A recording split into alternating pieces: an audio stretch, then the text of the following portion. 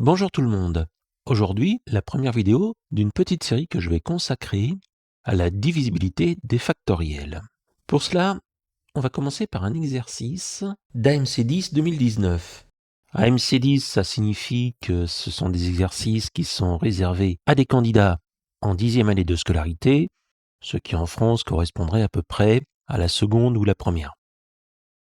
La représentation à base 10 de 19 factoriels est 1, 2, 1, 6T5, 1, 0, 0, 4, 0, M, 8, 3, 2, H, 0, 0, où T, M et H désignent des chiffres qui ne sont pas donnés. Calculer T plus M plus H. On va commencer par décomposer 19 factoriels en produits de facteurs premiers.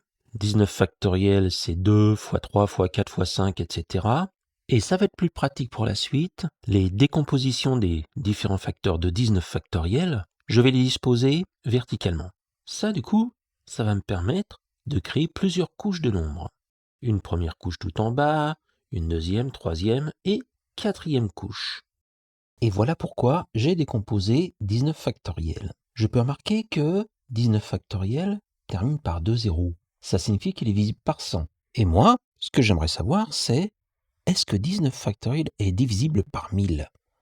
Donc, je vais compter le nombre de fois que 2 peut diviser 19 factoriels, le nombre de fois que 5 peut diviser 19 factoriels, et ça me donnera le nombre de fois où 19 factoriels est divisible par 10. La première couche, je souligne les 2 qui sont tout en bas. J'en vois apparaître 9, donc on a 9 facteurs de 2, c'est-à-dire la partie entière de 19 divisé par 2. Dans la deuxième couche, eh bien je prends les 2 qui apparaissent dans la couche qui est au-dessus. J'obtiens 4 facteurs 2 supplémentaires. Et 4, c'est la partie entière de 19 sur 2 au carré. La troisième couche, je regarde où il y a des 2, j'en trouve 2. Donc dans cette troisième couche, on a 2 facteurs 2, et 2, c'est la partie entière de 19 divisé par 2 au cube. Enfin, la quatrième couche, j'en ai un de facteur, celui qui est tout en haut, et ce 1, eh bien, c'est le résultat de la partie entière de 19 divisé par 2 puissance 4.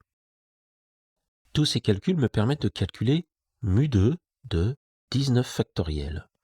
Mu2, c'est tout simplement le nombre de fois qu'apparaît 2 dans la décomposition en produit de facteurs premiers de 19 factoriels. Et mu2 de 19 factoriels, c'est partie entière de 19 sur 2 plus partie entière de 19 sur 2 au carré plus partie entière de 19 sur 2 au cube plus partie entière de 19 sur 2 puissance 4. Nu2 de 19 factoriel est donc égal à 9 plus 4 plus 2 plus 1, 16. Et ce que je viens de faire, eh bien je viens d'utiliser une formule bien connue qui est la formule de Legendre sur les factoriels.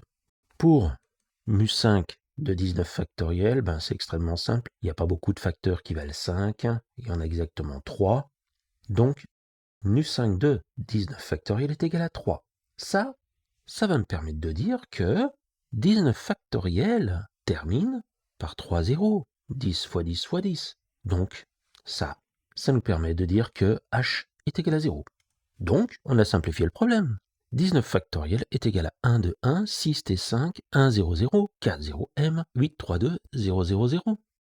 Pour les deux dernières inconnues, on sait que 19 factoriel est divisible par 9.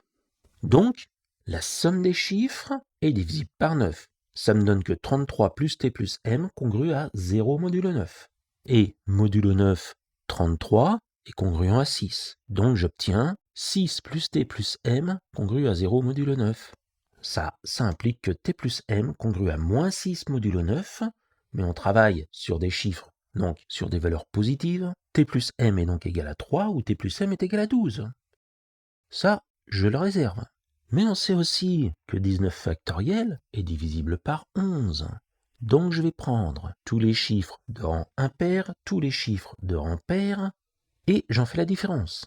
Et je commence par la gauche, 1 plus 1 plus t plus 1 plus 8 plus 2, moins la somme des chiffres de rang impair, 2 plus 6 plus 5 plus 4 plus m plus 3, ça congrue à 0 modulo 11. Je fais mes petits calculs, j'obtiens que t plus 13 moins, entre parenthèses, 20 plus m congrue à 0 modulo 11. Donc finalement, t moins m congru à 7 modulo 11. Je fais le tour de tout ce qui est possible. T moins m peut être égal à moins 4. Là, par contre, pas de problème. Ou alors, T moins m peut être égal à 7, ou encore T moins m peut être égal à 18. T moins m est égal à moins 4. Je peux bien entendu l'écrire m moins t est égal à 4. Bon, voyons voir ce qu'il est possible et pas possible d'utiliser. Dans la deuxième ligne, on voit que la différence des deux nombres est au minimum de 4. Donc il n'est pas possible que la somme t plus m vaille 3. Donc ça, je l'élimine. Et ensuite, t plus m du coup est égal à 12, qui est un nombre pair. Donc ça signifie que la différence doit aussi être un nombre pair. Donc 7, pas possible. Et ensuite, t moins m est égal à 18. Le maximum qu'on pourra avoir, c'est 9 moins 0, mais sûrement pas 18. Donc, le seul système qui est envisageable, c'est m moins t est égal à 4 et m plus t est égal à 12. J'obtiens que m est égal à 8 et t est égal à 4. Ce dernier calcul n'était peut-être pas nécessaire en fait, parce que ce qui m'intéressait, c'était t plus m. Donc, conclusion, m plus t plus h est égal à 12. Et comme je vous le disais, cette vidéo est la première d'une petite série. Je viens de vous parler de la formule de Legendre, qui peut se définir ainsi. Pour tout nombre premier p et tout entier positif n, nu p de n factoriel est l'exposant de la plus grande puissance de p qui divise n factoriel. On appelle ça aussi l'évaluation p-adique de n factoriel. Eh bien, nu p de n factoriel est égal à la somme pour i allant de 1 à l'infini de partie entière de n sur p puissance i. Et je vous propose un petit défi pour la prochaine vidéo. 1026 parmi 2026 est-il pair ou impair? La solution de ce problème, je vais vous donner 3 versions différentes. Bon courage et à bientôt!